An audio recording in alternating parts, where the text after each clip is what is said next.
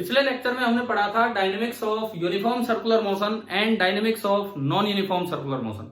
ये दो चीजें हम देख के आए थे और हमने एक स्केल वाला क्वेश्चन लिया था, पहले यूनिफॉर्मली घुमाया और उसके बाद एक रोड वाला क्वेश्चन लिया जिसमें गाड़ी को मोड़ पे तेज चला दिया, जो अक्सर ऐसा नहीं होता है।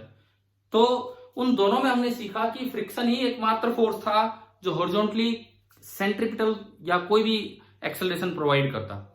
तो अब हम उस काम को एक प्रॉपर टॉपिक के तहत आगे बढ़ाते हैं। तो हमारा आज का जो टॉपिक होगा that will be circular turning of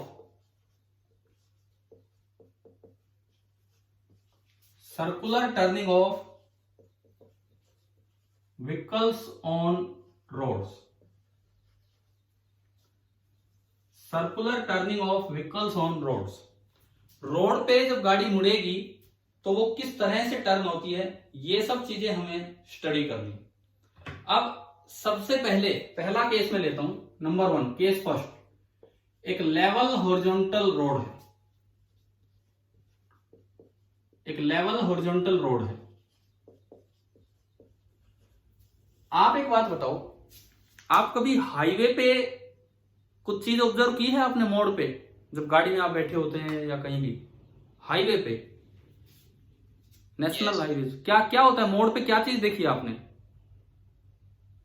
बड़े बड़े होर्डिंग्स लगे हैं, है भाई? वो नहीं देखना, उनकी बात नहीं कर रहा हूं मैं।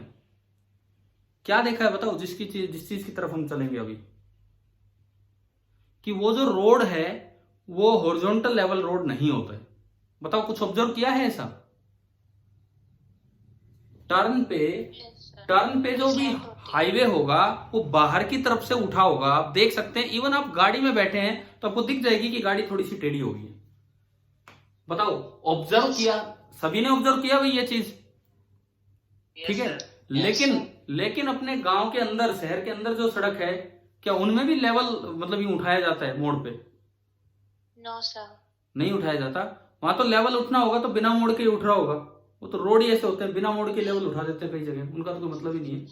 लेकिन अगर मैं जेन्युइन रोड की बात करूं तो जो स्ट्रेट लेवल रोड है, मतलब पहले हम अपने गांव के अंदर है, फिर हम हाईवे पे चलेंगे। समझ गए ना क्या क्या टर्न लेना है? सबसे पहले एक लेवल हॉरिजॉन्टल रोड पे टर्न हो रहा है और उसके बाद फिर थोड़े बैंक रोड मतलब झुके हुए या उठे हुए रोड, उनकी तरफ चलेंगे। तो पहला आ गया लेवल हॉरिजॉन्टल रोड। क्या स्मूथ लेवल हॉरिजॉन्टल रोड पे टर्निंग पॉसिबल है या नहीं? बताओ। बिल्कुल है। आप मुड़ते हैं, लेकिन आपको क्या पता वो रोड स्मूथ है? ये कैसे पता आपको? मैंने सवाल पूछा कि क्या स्मूथ हॉरिजॉन्टल रोड पे टर्निंग पॉसिबल है? आप सभी ने, या जो भी बच्चे बोल रहे हो, कह रहे हैं कि हाँ जी बिल्कुल पॉसिबल है। आपको क्या पता वो रोड स्मूथ है? कोई भी रोड स्मूथ नहीं होता है, फ्रिक्शन जरूर होगा। मेरा सवाल अलग है, अब प्रैक्टिकल रोड की बात ना करें, हम हाइपोथेटिकल रोड की बात करें। जो स्मूथ रोड है, जहां कोई फ्रिक्शन नहीं है, जहां फ्रिक्शन 0 है, क्या वहां circular turning on level road possible है कि नहीं है? नो सर, बिल्कुल पॉसिबल नहीं है। कारण सुनो, इवन अगर आपने गाड़ी स्टेयरिंग से हैंडल टर्न भी कर दी ना, तो क्या होगा? टायर मुड़ जाएंगे लेकिन गाड़ी नहीं मुड़ेगी। टायर उस पर स्लिप करते हुए सीधे ही चलते रहेंगे। टायर मुड़ जाएंगे, गाड़ी नहीं मुड़ेगी, टायर स्लिप करते हुए सीधे ही चलते रहेंगे।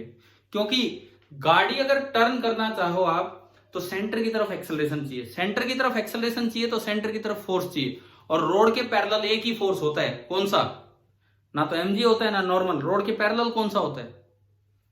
फ्रिक्शन। यानी कि दिस इज नॉट पॉसिबल। ये जो सर्कुलर टर्निंग है लेवल हॉरिजॉन्टल रोड पे, not possible on frictionless roads पे ये चीज पॉसिबल बिल्कुल ही नहीं है, ठीक है?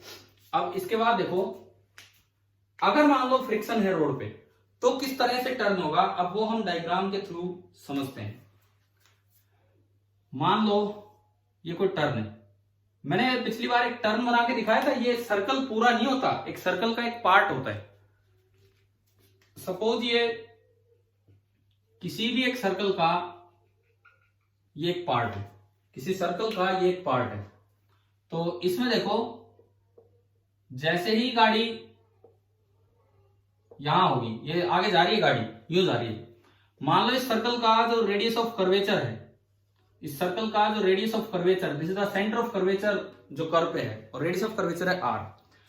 अब मैं इसका एफबीडी बनाऊं, मान लीजिए गाड़ी टर्न पे v स्पीड से जा रही है। हमने कल भी कहा था जेन्युइन टर्न वो होता है जहां मोड़ से पहले आप गाड़ी की स्पीड थोड़ा कम कर लेंगे और मोड़ पे कांस्टेंट स्पीड से टर्न कर रहे होंगे। तो अगर मोड़ पे कांस्टेंट स्पीड से टर्न करेंगे तो क्या टेंजेंशियल एक्सेलरेशन होगा कि नहीं होगा? No sir. नहीं होगा। कल हमने एक अजीबोगरीब सवाल किया था एचसीवी से, क्वेश्चन नंबर 20। वहां ड्राइवर इतना अजीब था कि मोड़ पे स्पीड बढ़ा रहा था ए रेट से, किया था ना क्वेश्चन नंबर 20 में। भाई अगर किसी ने लेक्चर अटेंड नहीं किया हो, लाइव नहीं अटेंड किया, तो वो रिकॉर्डेड देखे, कम से कम देख के जरूर रखे हो जो काम दिया है, जिन्होंने भी क्लास मिस की है कल वाली। तो उसमें तो ड्राइवर अलग ही तरह का था, वो रोड पे स्पीड बढ़ाया जा रहा था, लेकिन अक्सर हम माने कि रोड पे स्पीड कांस्टेंट है। अगर रोड पे स्पीड कांस्टेंट है तो उस गाड़ी में एक ही एक्सेलरेशन है, केवल और केवल सेंट्रीपिटल एक्सेलरेशन है, जो कि कितनी होती है, v²/r। क्या ये नजर आ रहा है जो मैंने लिखा है रेड कलर से? Yes sir. ठीक है। अब इसका एफबीडी बनाते हैं, free body diagram. Free body diagram बताओ भाई, गाड़ी पे कौन कौन से फोर्स लग रहे होंगे? बोलिए, इस गाड़ी पे कौन कौन से फोर्स लग रहे होंगे? पहला वेट, वेट किधर लगेगा? अंदर। हाँ अंदर, ये बिल्कुल सही जवाब दिया। अंदर दिखाना है, ना कि यूं। यूं अगर आपने दिखा दिया तो वो तो पैरेलल टू द रोड हो जाएगा, ये एक हॉरिजॉन्टल रोड है। अब वर्टिकल डायरेक्शन अंदर है, तो वेट लगा अंदर, mg अंदर। नॉर्मल रिएक्शन किधर लगेगा? बाहर। बाहर। ये आ गया समझ में? डॉट लगा के मैंने बाहर दिखाया है और क्रॉस लगा के अंदर। ये तो अपने आप में बैलेंस्ड होंगे, इनकी तो कोई दिक्कत ही नहीं है। n बराबर mg। अब एक ही फोर्स बचा, फ्रिक्शन, और इस वक्त फ्रिक्शन उधर लगेगा जिधर एक्सेलरेशन है। एक्सेलरेशन किधर है इस समय? टुवर्ड्स का सेंटर, राइट साइड। तो फ्रिक्शन इधर लगेगा। और मैंने कहा था कि गाड़ी जब रोड पे चलती है तो टायर स्लिप नहीं करता है, नहीं तो टायर 2 दिन भी नहीं चलेगा, नहीं तो टायर 2 दिन भी नहीं चलेगा। गाड़ी तो कई कई साल तक निकाल देती है टायर, तो वो स्लिप नहीं करता है। टायर का जो हिस्सा रोड के कांटेक्ट में होगा वो बस आगे आगे आगे आगे बढ़ता रहेगा, लेकिन स्लिप नहीं करेगा कभी भी, इस तरह से होगा। तो इस वजह से स्टैटिक फ्रिक्शन वहां लगता है। चलिए, ये तो मैंने वर्टिकली न्यूटन लॉ की इक्वेशन लगा ली, वर्टिकली। अब आप बताएं कि हॉरिजॉन्टली न्यूटन लॉ की क्या इक्वेशन होगी? Fs is equal to Fs static friction is equal to mass into acceleration. Acceleration, और सेंट्रीपिटल एक्सेलरेशन है v²/r। ठीक है भाई, हमारे पास स्टैटिक फ्रिक्शन आ गया। क्या स्टैटिक फ्रिक्शन नॉर्मल से रिलेटेड होता है? नहीं होता। No sir. Static friction is self adjustable. Limiting और काइनेटिक फ्रिक्शन नॉर्मल से रिलेटेड होते हैं। अब मान लो यहां गाड़ी के टायर और रोड के बीच में 2 कोएफिशिएंट ऑफ फ्रिक्शन दे दिए, एक छोटे वाला म्यू के, बड़े वाला म्यू एस। लिमिटिंग फ्रिक्शन निकालने के लिए मैं कौन से का यूज करूं? लिमिटिंग फ्रिक्शन निकालने के लिए म्यू के, भाई रे, म्यू के, mu mu S. Limiting mu S. Friction के लिए बड़े वाला यूज होता है म्यू एस, और जो लिमिटिंग फ्रिक्शन होगा that will be equal to mu S into N. Mu S into N, तो एन आपने रखा तो लिमिटिंग फ्रिक्शन आ गया mu S into M G. ये आपका लिमिटिंग फ्रिक्शन आया। स्टैटिक फ्रिक्शन आप निकाल के बैठे हैं mv²/r। बताएं, कल की क्लास में भी आया था, क्या इनइक्वालिटी, क्या इनइक्वेशन, क्या कंडीशन यहां लगती है बताओ? Sir, Fs is less than equal to Fs. Fs is less than और इक्वल टू Fl। तो ये आपने इक्वेशन लगाई, Fs mv²/r this is less than और equal to mu S into m into g. M से m cut गया, यहां से आया v² इज लेस देन और equal to mu S into r into g, and you can say v is less than और equal to under root mu S into r into जी। और ये बताओ v की मैक्सिमम वैल्यू आ गई कि minimum आ गई? ये जो अभी आई है मैक्सिमम, मैक्सिमम। यानी कि जो v मैक्स आया, v max this is equal to under root of mu S into r into g. ये स्पीड लिमिट आ गई। पहली बात ये फॉर्मूला याद रखना है, दूसरी बात ये तरीका याद रखना है कि लेवल हॉरिजॉन्टल रोड पे इतनी स्पीड लिमिट होती है। अब बताओ भाई, क्या सभी को ये पॉइंट क्लियर हो गया है कि नहीं हुआ है, कैसे हमने ये निकाला है? Yes sir. अच्छा। ठीक है, अब देखो इसके बाद सुनो। आपने मोड़ पे कई बार देखा होगा, एक बोर्ड लगा रहता है जहां लिखा रहता है अधिकतम गति सीमा, चलो मैंने हिंदी में बोल दिया, मैक्सिमम स्पीड लिमिट। अक्सर टर्न पे ना ये लिखा रहता है मैक्सिमम स्पीड लिमिट। वो क्या करते हैं, अगर लेवल रोड है पहले ये कैलकुलेट करेंगे, और फिर ऐसा नहीं कि इतना ही लिख देंगे। सपोज कीजिए ये आ गया 60, तो मोड़ पे 60 नहीं लिखेंगे, 60 किलोमीटर पर आवर, वो तो उसको आधे से भी कम लिखते हैं, क्योंकि एक सेफ्टी फैक्टर होना चाहिए। भाई एक चीज हमारे दिमाग में होती है, मान लो मोड़ पे लिखा है अधिकतम गति सीमा 30 किलोमीटर प्रति घंटे, तो क्या 30 से कम पे जा रहे होते ज्यादातर लोग?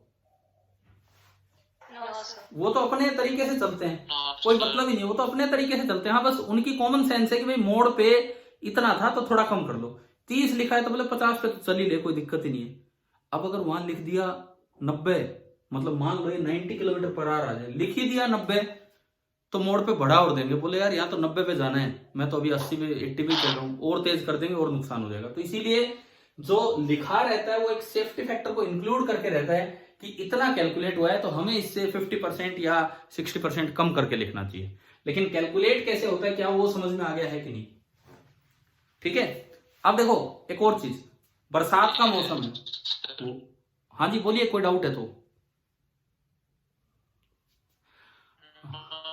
ठीक है, सुनो, बारिश का मौसम है तो क्या आप एक बात का ध्यान रखते हैं कि मोड़ पे गाड़ी थोड़ा धीरे, मतलब बाइक है, बाइक थोड़ा धीरे चलानी चाहिए मोड़ वगैरह पे?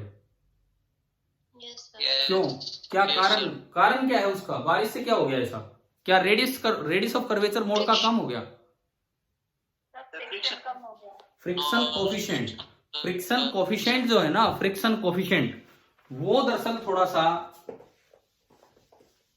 अगर रेनी सीजन है तो उससे क्या होता है, म्यू एस डिक्रीज कर जाता है, और अगर म्यू एस डिक्रीज कर गया तो वी मैक्स डिक्रीज कर जाएगा, तो आपकी सेफ लिमिट कम हो गई है।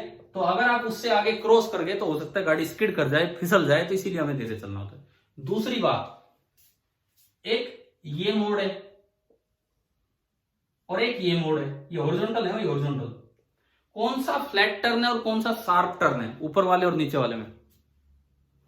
नीचे वाला शार्प है, ऊपर वाला फ्लैट है, ऑलमोस्ट फ्लैट है। तो ये शार्प टर्न है। शार्प टर्न पे आप धीरे गाड़ी ले सकते हैं, बाइक लो आप, बाइक सिंपल। शार्प टर्न पे आप तेज बाइक चलाएंगे या धीरे चलाएंगे? धीरे। टर्न जितना शार्प होगा आपको स्पीड उतनी ही अपने आप क्या करनी पड़ती है, कम करनी पड़ती है, नहीं तो आप स्लिप कर जाएंगे बाहर की तरफ। होता है कि नहीं ऐसा, बताओ? देखो इसमें मैं फिजिक्स पे बाद में लेके जा रहा हूं आपको, पहले मैं आपसे आपकी कॉमन सेंस से समझ पूछ रहा हूं भी क्या है। तो अक्सर आप देखते ही हैं, साइकिल ही चला रहे हैं और शार्प टर्न आ जाए तो भी हमें ब्रेक लगाने पड़ते हैं और धीरे टर्न करना पड़ता है। लेकिन अगर फ्लैट टर्न हो तो कोई दिक्कत ही नहीं है, मुड़ जाते हैं आराम से। उसका कारण फिर यही फॉर्मूला। इस फॉर्मूले में देखो आर आ रहा है, आप इधर बताओ कर्वेचर कहां ज्यादा है? पहली बात, कर्वेचर ऊपर वाले में कि नीचे वाले में? मुड़ाव किसमें ज्यादा है? ऊपर वाले में कर्वेचर नहीं है, ऊपर वाला तो फ्लैट है। कर्वेचर, मुड़ाव किसमें ज्यादा है? नीचे वाले में। ध्यान से सुनो आप, कर्वेचर की मैं बात करूं तो इसमें ज्यादा है। रेडियस ऑफ कर्वेचर किसमें ज्यादा है? ऊपर वाले में, क्योंकि ऊपर वाले में कर्वेचर कम है, मतलब एक बहुत बड़े सर्कल का वो पार्ट है तो रेडियस बहुत बड़ा है। या मुड़ाव ज्यादा है तो एक छोटे से सर्कल का वो पार्ट है, तो रेडियस छोटा है। ये बात आप याद रखें आगे से। फ्लैट चीज है, फ्लैट, बिल्कुल फ्लैट, तो रेडियस ऑफ कर्वेचर इनफाइनाइट है। कोई कर्वेचर नहीं है तो रेडियस ऑफ कर्वेचर बहुत बड़ा है। कर्वेचर अगर ज्यादा होता चलता है तो सर्कल छोटा होता चलेगा। कर्वेचर मुड़ाव ज्यादा होगा तो रेडियस ऑफ कर्वेचर क्या होगा? कम होगा। आया ना समझ में? ठीक है, अब देखो अगर शार्प टर्न है तो कर्वेचर ज्यादा तो रेडियस ऑफ कर्वेचर कम, और रेडियस ऑफ कर्वेचर कम हो गया तो वी मैक्स कम हो गया। यहां से नजर आ गया आपको? रेडियस ऑफ कर्वेचर अगर कम हो गया तो वी मैक्स कम हो गया, तो स्पीड लिमिट और कम होगी, तो आप उतनी तेजी से इन शार्प टर्न पे नहीं जा पाएंगे। बताओ, मैंने आपको दो चीजें बताई, एक रेनी सीजन और एक ये शार्प टर्न, क्या दोनों इस फॉर्मूले से क्लियर हो रहे हैं? Yes. तीसरी चीज, थोड़ा अर्थ पे अलग अलग जगह पे चलते हैं। अर्थ पे अलग अलग जगह पे आप धरती के मतलब सॉरी ग्राउंड लेवल पे हैं, सी लेवल पे हैं, और एक बार आप माउंटेन्स पे बाइक चला रहे हैं। देखो रास्ते तो ऊपर भी बने होते हैं भाई, क्या लेह लद्दाख साइड क्या रोड नहीं है क्या? लोग तो बुलेट बाइक ले लेके जाते हैं वहां, सुना होगा ना आपने। Yes, sir. जो Yes, sir. लेह लद्दाख जो हिली एरियाज हैं वहां लोग अक्सर बाइक पे घूमने जाते हैं। अब वही मोड वहां आ गया। आपने 9th में पढ़ा है कि हाइट के साथ जी कम होता है, Yes, sir. पढ़ा है ना? सी लेवल पे जी ज्यादा होता है और हाइट के साथ जी कम होगा, माउंटेन पे जी कम होता चलेगा। ठीक है, तो अगर आप लेह लद्दाख साइड मोड़ आया, ऐसे ही मोड़ आया, वहां आपको स्पीड और कम करनी पड़ेगी, कारण जी कम है। जी कम है तो वी मैक्स भी क्या होगा? कम हो जाएगा। तो आप कभी तेज चलेंगे तो पता लगा वी मैक्स को क्रॉस कर गए तो, और वहां तो पहाड़ से नीचे जाओगे सीधा।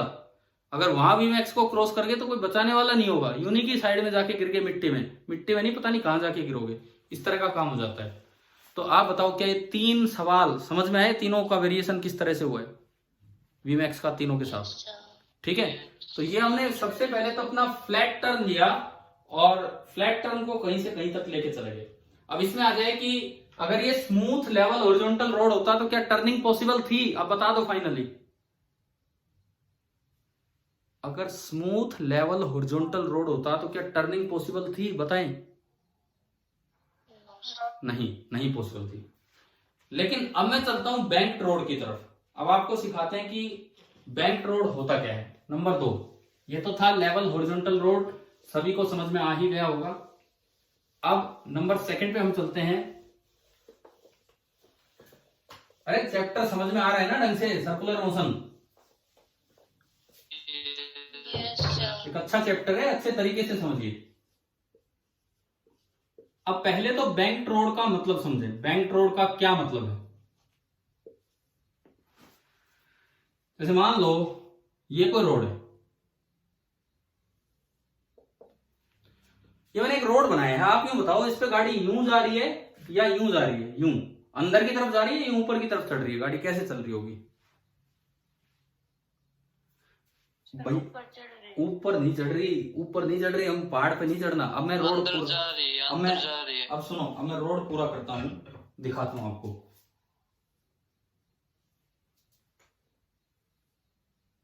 अभी बताओ, क्या अभी समझ में आ रहा है क्या हो रहा है?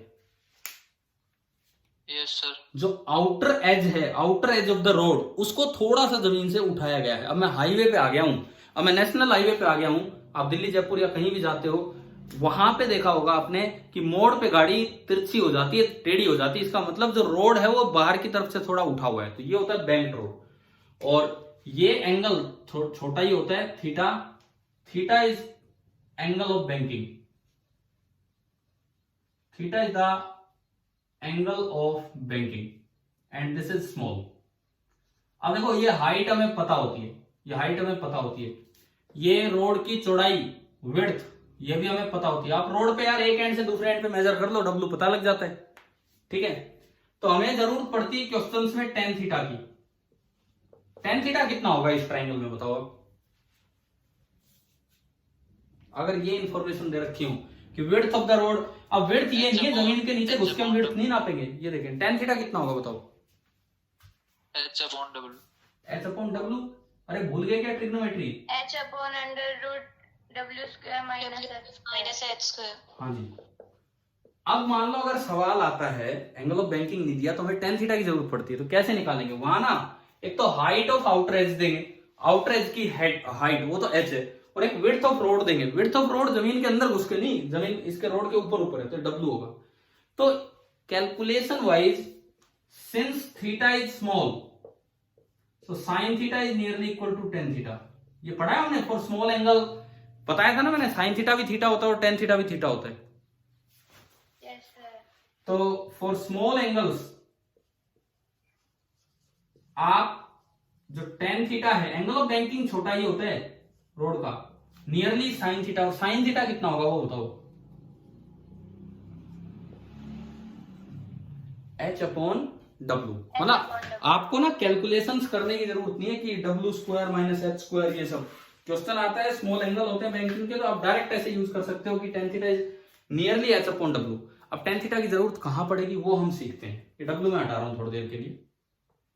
अब देखो, रोड पे एक गाड़ी बनाते हैं, ये एक गाड़ी है। अब भाई गाड़ी उधर नहीं जा रही है, गाड़ी आगे जा रही है, तो आप गाड़ी को पीछे से देख पा रहे हो जैसे भी है, बस ठीक है भाई, इतना भी हम नहीं बनाएंगे। गाड़ी आगे की तरफ बढ़ती जा रही है, समझ गए हो? गाड़ी मोड़ पे यूं टर्न होती जा रही है, समझ गए हो ना किस तरह से हो रहा है? और इस वक्त जो गाड़ी की स्पीड है वो टेंजेंशियल है और वो v है। इस वक्त जो गाड़ी की स्पीड है दैट इज टेंजेंशियल और वो v है। अब देखो, अब इस गाड़ी का एफबीडी बनवाओ। इस वक्त इस गाड़ी का आप एफबीडी बनवाओ कि कितना होगा। नीचे ये नीचे यूं है, ये जब रोड को क्रॉस करके है, नीचे रोड के आर पार नीचे, तो क्या लगा इसका वेट कैसे दिखाया, आया समझ में? एक बार मैं लेके चल रहा हूं स्मूथ रोड, एक बार मैं लेके चल रहा हूं स्मूथ रोड, उसके बाद फिर फ्रिक्शन लेके चलेंगे। पहले हम ये सीखना चाह रहे हैं कि क्या बैंक्ड रोड पे अगर फ्रिक्शन ना हो तो गाड़ी टर्न हो सकती है या नहीं। पहले हम ये सीखना चाहिए। एक चीज तो हमने सीख ली कि लेवल रोड पे अगर फ्रिक्शन नहीं है तो गाड़ी टर्न नहीं होगी। अब हम सीख रहे हैं कि बैंक्ड रोड पे अगर फ्रिक्शन नहीं है तो गाड़ी टर्न हो सकती है। कैसे देखते हैं, किस स्पीड से टर्न होगी वो देखते हैं। इस पे नीचे लगा mg, नॉर्मल जो लगेगा वो रोड के परपेंडिकुलर लगेगा, नॉर्मल जो लगेगा वो रोड के परपेंडिकुलर लगेगा, और रोड तिरछा है तो नॉर्मल भी ऐसे लगेगा। बताओ क्या ये दो फोर्स आपको आ गए समझ में? हाँ भाई बोलो। Yes sir. ठीक है, और बताओ, और तीसरा फोर्स को लगना है कि नहीं लगना है? पहले इस बात का आप जवाब दीजिए। कोई तीसरा फोर्स लगना है या नहीं लगना है? कौन सा बोला है बताओ, बोलो। Centripetal is not a type of force. मैंने पिछली एक दो क्लासेस में कई बार क्लियर किया। यूं तो आप कहोगे जी एक डाउनवर्ड फोर्स और लगा दो, जी एक अपवर्ड फोर्स और लगा दो, एक ईस्टवर्ड वेस्टवर्ड। सेंट्रीपिटल एक डायरेक्शन है। सेंट्रीपिटल अपने आप में कोई टाइप ऑफ फोर्स नहीं होता। कभी टेंशन सेंट्रीपिटल का काम करती है, कभी फ्रिक्शन।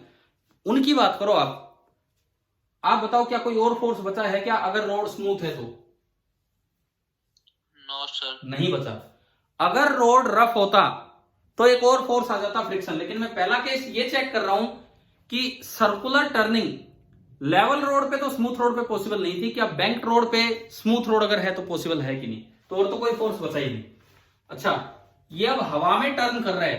देखो ये हिस्सा नीचे है, वो हिस्सा ऊपर है, तो इसका जो सर्कल बनेगा, इसका ये जो सर्कल बनेगा ना, ये थोड़ा सा हवा में बनेगा। ग्राउंड इधर से थोड़ा नीचे रह गया, वो हिस्सा थोड़ा ऊपर रह गया, तो बीच में आपका सर्कल बना है। ये जो यहाँ पे इसका सर्कल बना है, ये हवा में चक्कर काट रहा है, रोड के इस एंड से थोड़ा ऊपर है, और ये ना यूं बना। उस सर्कल का सपोज ये है सेंटर ऑफ कर्वेचर, और उस सर्कल का ये है radius of curvature. Here R is the radius of curvature of the turn.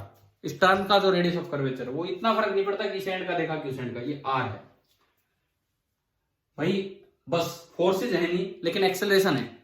मान लो ये कांस्टेंट स्पीड v से टर्न कर रहा है, सपोज ये कांस्टेंट स्पीड v से टर्न कर रहा है, तो बताओ एक्सेलरेशन किधर होगी? अगर ये एक टुवर्ड्स द सेंटर, एक्सेलरेशन होगी टुवर्ड्स द सेंटर। कितनी होगी? AC v square by R. मैंने छोटा सा लिखा है, बस सुन लो मेरी बात, v स्क्वायर बाई आर। चलिए भाई, नॉर्मल के टुकड़े करो ताकि एक कंपोनेंट mg को बैलेंस करे वर्टिकली, और एक कंपोनेंट हॉरिजॉन्टली आपको ये एक्सेलरेशन प्रोवाइड करे। तो आपको नॉर्मल के टुकड़े करने, कैसे करें बताओ? ये क्या होगा और ये क्या होगा? देखो ये एंगल थीटा, तो ये भी थीटा भाई। ये लाइन और ये लाइन पैरेलल है, ये लाइन और ये लाइन पैरेलल है, ये ट्रांसवर्सल है। ये थीटा तो ये भी थीटा, तो ये 90 माइनस थीटा, तो ये कितना हो गया? थीटा। तो आपने जब n के टुकड़े किए तो इधर तो बना n cos थीटा, एंड इधर आपका बना है n sin थीटा। एक साइड बना n cos थीटा, एक साइड बना n sin थीटा। चलिए अब आप इक्वेशंस लिखवाएंगे और समझ में आएगा आपको कि क्यों मैं tan थीटा पे गया हूं, क्यों मुझे tan थीटा की जरूरत पड़ी है।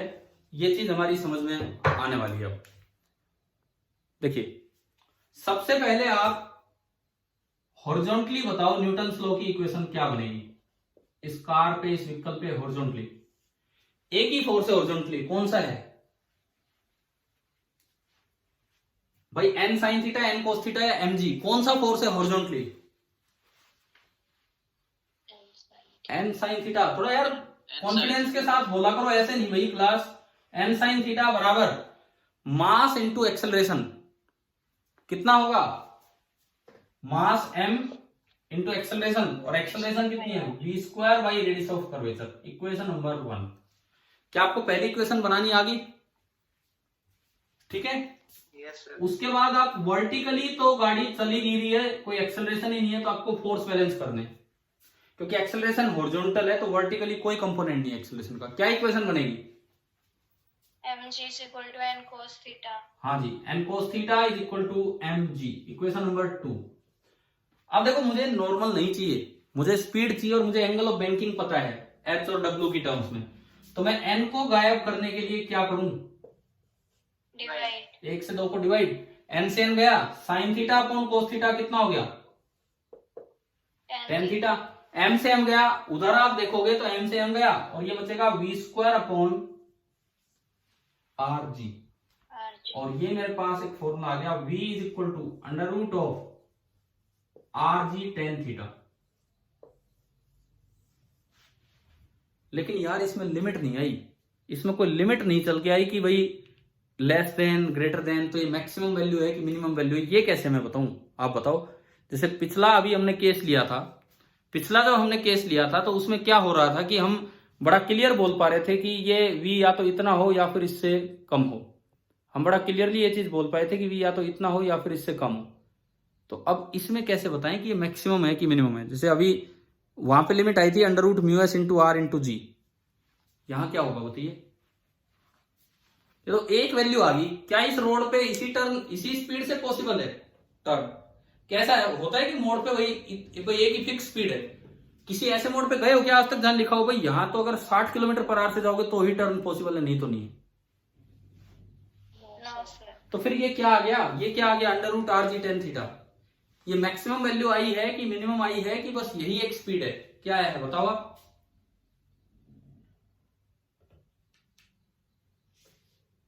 बताइए, थोड़ा सा जवाब देने की कोशिश करो ताकि हम आगे बढ़े। फिर सर मैक्सिमम वैल्यू है। कहाँ है? कहीं लिख रखा है v इज लेस देन और इक्वल टू? कहीं आपने कोई फ्रिक्शन की कंडीशन नहीं लगाई, कुछ नहीं लगाई। मैंने तो ये मतलब कैसे आपने बता दिया मैक्सिमम वैल्यू भाई? कैसे बता दिया मैक्सिमम वैल्यू? अब सुनो, अब मैं आपको बताता हूं। ये एक आइडियल केस है, क्योंकि ये कैसा रोड है? कैसा रोड है? स्मूथ। प्रैक्टिकली स्मूथ रोड मिलते ही नहीं है, प्रैक्टिकली तो स्मूथ रोड मिलते ही नहीं है। तो मतलब ये एक पर्टिकुलर ऐसा केस है कि अगर स्मूथ बैंक रोड होगा, लेवल बैंक रोड पे तो टर्न पॉसिबल ही नहीं था।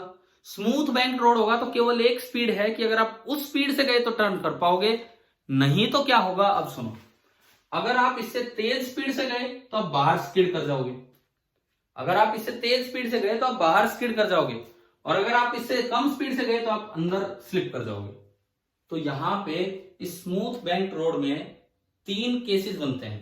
पहला केस, सबसे पहला केस ये देखते हैं हम अब इधर, टोटल 3 केस बनते हैं। क्या क्या बनते हैं देखिए। तो सबसे पहला केस होगा if v is less than under root R G tan theta. If v is less than under root R G tan theta, इसका मतलब है कि जो भी कार है it will slip towards inner edge. ये स्मूथ रोड की बात हो रही है, it will slip towards inner edge. पहला केस आ गया आपको समझ में? ठीक है। दूसरा केस, अगर मान लीजिए if v is greater than under root R G tan theta, अगर v ज्यादा है तो इसमें क्या होगा? कार विल स्किड, मतलब बाहर फिसलेगी, टुवर्ड्स आउटर एज। और तीसरा case, if v equal to under root R G tan theta then the car can turn. तो कार आराम से स्मूथ रोड पे टर्न हो जाएगी। अभी बताओ भाई, क्या आपको ये तीनों केस समझ में आए? क्या मतलब है, क्या नहीं है? Yes, sir. ठीक है, सुनो, ये एक आइडियल केस है। आप इसे अपने प्रैक्टिकल टर्निंग से रिलेट नहीं कर सकते क्योंकि उन रोड्स पे फ्रिक्शन होता है, उन रोड्स पे फ्रिक्शन होता है। तो अगर आइडियल केस है और बैंक रोड है, लेवल रोड पे तो टर्निंग पॉसिबल नहीं है, स्मूथ रोड पे। बैंक रोड है तो टर्न पॉसिबल है, लेकिन एक ही स्पीड से टर्न पॉसिबल है। अब मैं आपको एक बात बताता हूं, कभी बैंक रोड आ जाए और उस पर फ्रिक्शन हो, बैंक रोड आ जाए और उस पर फ्रिक्शन हो और आपसे पूछे what is the optimum speed for turning, bank road आ जाए और उस पर फ्रिक्शन भी हो, बैंक रोड वाला केस अगला लेंगे हम। बैंक रोड आ जाए और उस पर फ्रिक्शन हो और वो पूछे what is the optimum speed for turning, तो इसका मतलब होता है, ऑप्टिमम स्पीड का मतलब कि अगर किसी दिन बारिश वारिश भी आ गई, फ्रिक्शन कम भी हो गया, तो विदाउट फ्रिक्शन भी आप उस स्पीड से टर्न कर पाए। तो समझ में आया कौन सी स्पीड होगी फिर वो? Yes, sir. समझ लियो, means this is the optimum, optimum ये मैं वर्ड लिखता हूं, this is the optimum speed for turning on a banked rough road. अभी मैंने रफ नहीं लिया है, लेकिन अगर रफ रोड भी होगा तो भी ये सबसे अच्छी स्पीड है, क्योंकि अगर बारिश भी है, फ्रिक्शन की आपको जरूरत नहीं पड़ेगी, उसके बिना भी आप केवल बैंकिंग की वजह से इस स्पीड से टर्न कर पाएंगे। तो आप ये बताओ भाई, आपको क्या दो केसेस पहले, हाँ जी बोलिए, कुछ बोलना है तो कुछ पूछना है इन दो केसेस में, इन दो केसेस में बोलो। क्या पहले दोनों केस सभी को समझ में आ गए हैं क्या? Yes, sir. Yes, sir. देखो मैं एक बार जस्ट रिपीट करके, सर वो एक बार थर्ड पॉइंट दिखाना। थर्ड पार्ट दिख नहीं रहा है इसमें, रुको रुको रुको रुको, आकर रुकिए। जो आपका थर्ड पार्ट है, थर्ड पार्ट वो हमने क्या लिखा है वहां पे कि v is equal to under root R G tan theta and the car can turn, और इतनी अगर आप स्पीड देंगे तो कार वहां पे टर्न कर पाएगी। अब मैं फिर दोबारा बोलता हूं, ये तो तब है जब स्मूथ रोड है।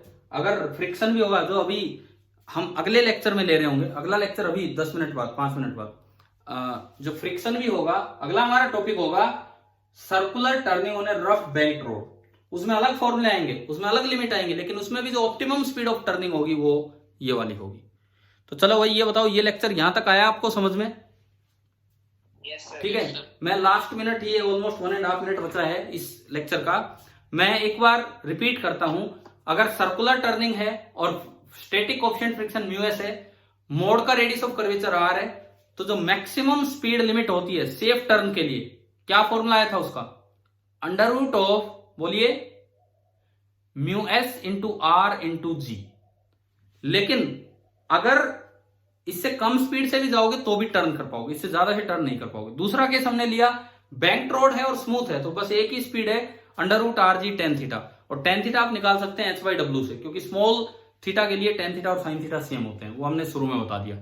अब अगर तेज स्पीड से चलाओगे तो गाड़ी आउटर एज की तरफ स्किड करेगी, और धीरे स्पीड से चलाओगे तो गाड़ी नीचे फिसलेगी, धीरे स्पीड से चलाओगे तो गाड़ी नीचे फिसलेगी, और एक ही स्पीड से चलाओगे तो ये ऑप्टिमम स्पीड है। चलिए ठीक है, अभी मैं